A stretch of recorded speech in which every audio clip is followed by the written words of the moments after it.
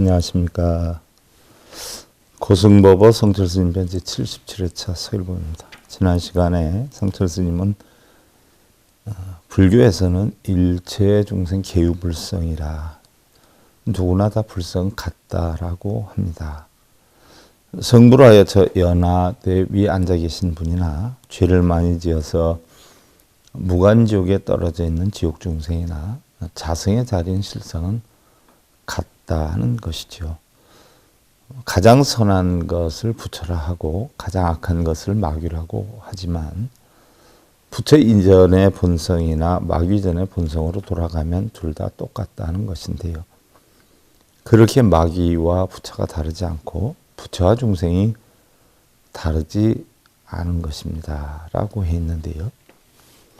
실성무구 상청정이요 귀천도유 사여불이라 극중죄인 극존경이요 심원해자 심애호라. 모든 일체 만법의 참모습은 때가 없어서 항상 청정합니다. 유정무정할 것 없이 전체가 본래 성불이란 말입니다. 옷은 아무리 떨어졌어도 사람은 성한 사람이라는 것이죠. 그러니 귀한 사람이나 천한 사람이나 늙은이나 어린이나 전부 다 부처님같이 섬기고 극히 중한 죄를 지은 죄인까지도 받들어 모셔야 합니다. 동시에 나를 가장 해롭게 하는 사람을 부모같이 섬겨야 한다는 말입니다. 심원애자 심애호라, 나를 가장 해치는 일을 가장 받든다 하는 것인데요. 이것이 우리 불교의 근본 자세입니다. 이것을 우리의 근본 지침으로 삼고 표준으로 삼아서 생활하고 행동해야만 바로 부처님의 제자다라고 할 수가 있는 것이고요. 법당에 들어앉을 자격이 있다라고 생각을 합니다.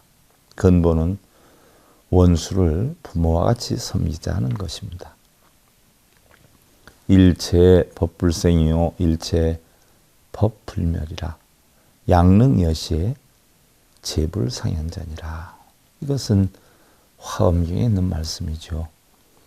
일체법은 생하지도 멸하지도 않고 만약 이러한 이치를 알게 되면 항상 눈앞에서 부처를 보게 되리라 하는 것인데요. 이것이 바로 불교의 골수입니다. 결국 팔만대장경이 그리 많지만 한마디로 축소를 하면 불생불멸이라 할 수가 있습니다. 불생불멸이 불교의 근본 원리이고 또 부처님이 무엇을 깨쳤냐 하면 바로 이 불생불멸을 깨친 것입니다. 그래서 이것을 자세하게 설명을 하면 팔만대장경이 다 펼쳐지는 것이지요.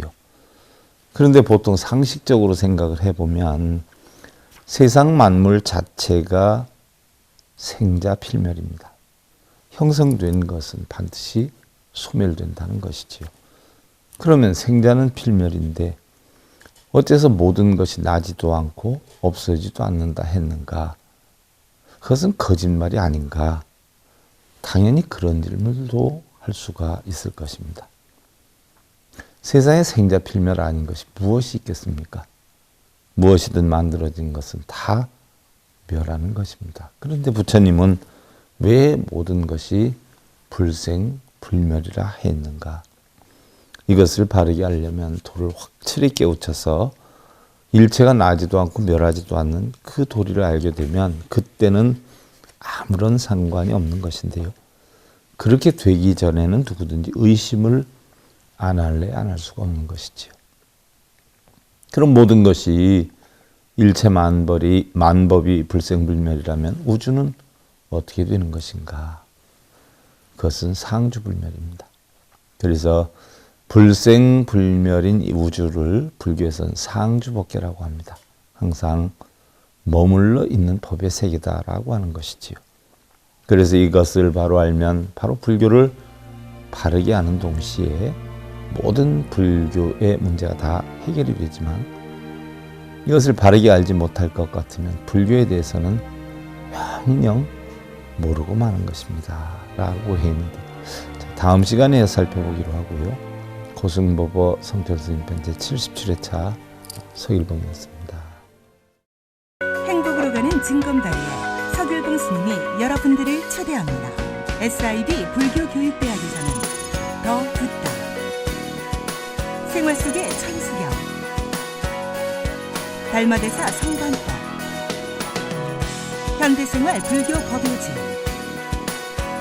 불교학 개론, 성찰스님 백일 법문 등을 비롯한 다른 불법, 다른 진리, 서길봉 스님의 SIB 불교교육대학